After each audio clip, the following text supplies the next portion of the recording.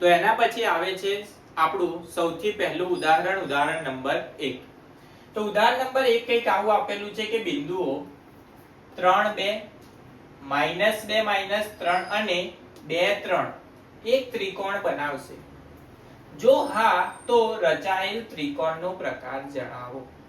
અહીંયા ઉદાહરણ નંબર 1 ની અંદર આપણને ટોટલ 3 બિંદુઓ આપેલા છે અને જો આપણે આલેખની અંદર આ 3 બિંદુઓ મૂકીએ તો એ ત્રિકોણ બનાવશે. જો ત્રિકોણ બનાવતો હોય તો કયા પ્રકારનો ત્રિકોણ બનાવશે એ વસ્તુ અહીંયા આપણે લખવાની છે. સૌથી પહેલા તો આપણે નોર્મલી વિચારીએ તો આલેખની અંદર 3 પોઈન્ટ આપણે લઈએ. તો તમે એવું કહેશો કે ત્રિકોણ આલેખની અંદર 3 બિંદુઓ તમે લો તો હંમેશા ત્રિકોણ બનશે, પણ એવું થાય નહીં. કેમ? કારણ કે આલેખની અંદર જો 3 બિંદુઓ એક સીધી રેખામાં હોય તો એ ત્રિકોણ બનાવશે નહીં. બાકીના બધા કિસ્સામાં એ હંમેશા શું બનાવશે? ત્રિકોણ બનાવશે. તો સૌથી પહેલા તો આપણે એ વસ્તુ ચેક કરવાની કે અહીંયા ત્રિકોણ બનશે કે નહીં. જો ત્રિકોણ બનતો હોય તો કયા પ્રકારનો ત્રિકોણ બનશે. હવે એ વસ્તુ ચેક કઈ રીતે થાય? તો આપણા પાસે તો એક જ સૂત્ર છે, અંતર સૂત્ર.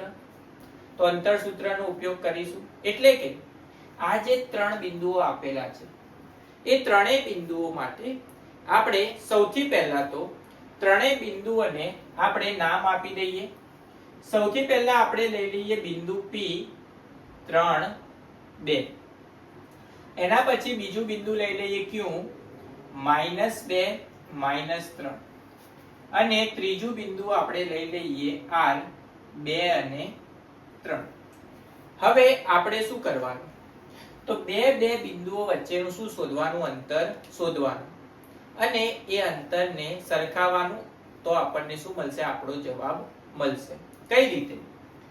સૌથી પહેલા તો આપણે અહીંયા P અને Q બિંદુ વચ્ચેનું અંતર શોધીએ. તો સૌથી પહેલા તમારે P બિંદુના યામ લખી દેવાના 3 2 અને Q બિંદુના યામ -2 -3 લખી દીધા. એના પછી તમારે ખબર હોવી જોઈએ x1 y1 ની અને x2 y2 ની. તો પહેલું જે બિંદુ હશે એને તમારે લઈ લેવાનું x1 y1 અને બીજું જે બિંદુ હશે એના યામને લઈ લેવાનું x2 y2. હવે એના પછી લખી દેવાનું સૂત્ર. આપણે શેનું અંતર ફાઇન્ડ કરવાનું છે? તો P થી Q નું. તો આપણે લખી શકીએ PQ બરાબર √ x2 - x1 નો સ્ક્વેર પ્લસ y2 - y1 નો સ્ક્વેર લખી શકાય. બરાબર √ કિંમતો મૂકી દઈએ સૂત્રમાં. તો x2 - x1 નો સ્ક્વેર, તો x2 ની કિંમત કેટલી હતી? -2 માઈનસ x1 ની કિંમત 3 એનો વર્ગ વત્તા y2 - y1 નો વર્ગ, y2 ની કિંમત કેટલી હતી? -3 y1 એની કિંમત કેટલી હતી? 2. તો -3 - 2 એનો વર્ગ બરાબર સાદું રૂપ આપી દઈએ તો √ -2 -3 -5 નો વર્ગ શું થશે? 25 વત્તા -3 - 2 એનો જવાબ પણ શું થાય? -5 -5 નો વર્ગ શું થશે? ફરીથી 25. તો 25 + 25 જવાબ શું થઈ જશે? √ ની અંદર 50. આ થઈ ગયું આપણું P થી Q બિંદુ વચ્ચેનું અંતર √ 50. એના પછી એ જ રીતે તમારે બાકીના બંને બિંદુઓ વચ્ચેના અંતર શોધી લેવાના. એટલે કે એના પછી તમારે શોધી લેવાનું Q એટલે કે -2 -3 અને R 2 અને 3 એની વચ્ચેનું અંતર. તો અહીંયા તમારે લઈ લેવાના આને x1 y1 આને લઈ લેવાના x2 y2. હવે સૌથી પહેલા લખી દેવાનું સૂત્ર Q R બરાબર √ x2 - x1 નો વર્ગ વત્તા y2 - y1 નો વર્ગ બરાબર √ કિંમતો મૂકી દઈએ.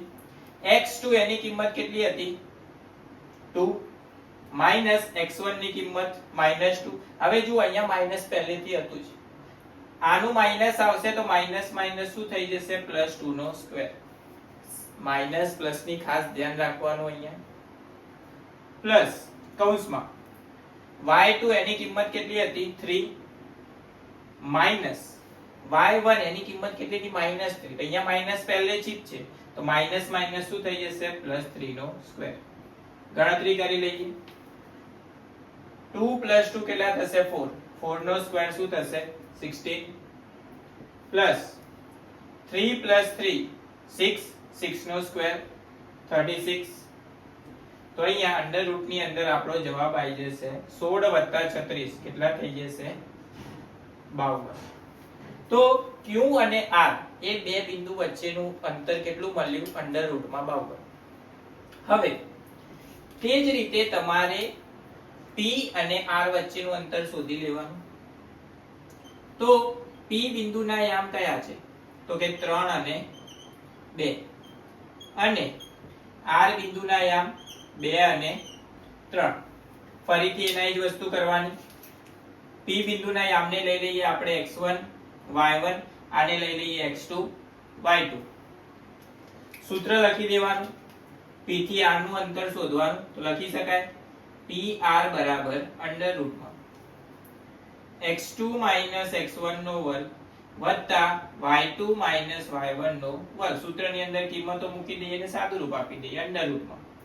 x2 એની કિંમત કેટલી હતી, 2 માઈનસ x1 એની કિંમત કેટલી હતી, 3 એનો વર્ગ વત્તા y2 એની કિંમત કેટલી હતી, 3 માઈનસ y1 ની કિંમત કેટલી હતી, 2 એનો વર્ગ. સાદું રૂપ આપી દઈએ થોડુંક. તો 2 માંથી 3 જશે તો -1. -1 નો વર્ગ શું થાય, 1 વત્તા 3 માંથી 2 જાય તો 1. 1 નો વર્ગ શું થાય, 1. 1 વત્તા 1 કેટલા થઈ જશે, અંડર રૂટમાં 2. હવે જુઓ, ત્રણે ત્રણ બિંદુઓ વચ્ચેનું અંતર આપણને મળ્યું. હવે અહીંયા આ ત્રણેય બિંદુઓ શું કરશે, એક ત્રિકોણ બનાવશે. તો કયા પ્રકારનો ત્રિકોણ હશે એ વસ્તુ આપણે ચેક કરવાની. તો અહીંયા આપણે આને થોડુંક સાદું રૂપ આપીએ કે PQ એનો જવાબ શું આવ્યો તો આપણા પાસે √50. હવે આપણે જો અહીંયાથી રૂટ હટાઈ દઈએ તો આ બાજુ શું લેવો પડશે, સ્ક્વેર. તો આપણે લખી શકીએ PQ² બરાબર શું લખી શકાય, 50. એ જ રીતે QR² બરાબર શું લખી શકાશે, 52. અને એ જ રીતે PR² એ બરાબર શું લખી શકાશે, 2. હવે અહીંયા આ ત્રણેય કિંમતો જે મળી આપણને, PQ નો સ્ક્વેર, QR નો સ્ક્વેર અને PR નો સ્ક્વેર, એને જો આપણે ધ્યાનથી જોઈએ તો અહીંયા આ બંનેનો જો આપણે સરવાળો કરીએ 50 + 2 કેટલા થાય, 52. તો આના બરાબર થાય. એનો મતલબ એ થયો કે અહીંયા આપણે લખી શકીએ કે 50 + 2 બરાબર શું થશે, 52. 50 એટલે કોની કિંમત હતી, તો કે PQ ની કિંમત, તો PQ નો સ્ક્વેર વત્તા 2 કોની કિંમત હતી, PR નો સ્ક્વેર બરાબર શું થશે, 52. 52 કોની કિંમત હતી, QR નો સ્ક્વેર. હવે જુઓ અહીંયા કોઈ પણ બે બાજુનો વર્ગ ત્રીજી બાજુના વર્ગના બરાબર થાય. તો અહીંયા આપણે આ જે પ્રમેય હતો એ પ્રમેય કોના માટે હતો, પાયથાગોરસ પ્રમેય. પાયથાગોરસ પ્રમેય કયા ત્રિકોણ માટે લાગુ પાડી શકાય, ખાલી કાટકોણ ત્રિકોણ માટે. તો અહીંયા જે ત્રિકોણ હશે એ કયો ત્રિકોણ હશે, તો કે એ કાટકોણ ત્રિકોણ હશે. તો આ પ્રમાણે તમે આ દાખલો ગણી શકો છો. કોનો ઉપયોગ કરીને, અંતર સૂત્રનો ઉપયોગ કરીને. તમારે ત્રણે ત્રણ બિંદુઓ માટે બે વચ્ચેનું શું શોધવાનું, અંતર શોધવાનું, અને અંતરનો જે જવાબ મળશે એને તમારે શું કરવાનું, સાદુરૂપ આપવાનું. હવે તમે કહેશો કે આપણે √50 વત્તા √2 કરીએ તો √52 થાય, પણ રૂટની અંદર ડાયરેક્ટ સરવાળો થાય નહીં. √50 વત્તા √2 આપણે √52 ના લખી શકીએ. એટલે આ વસ્તુ તમારે ધ્યાનમાં રાખવાની.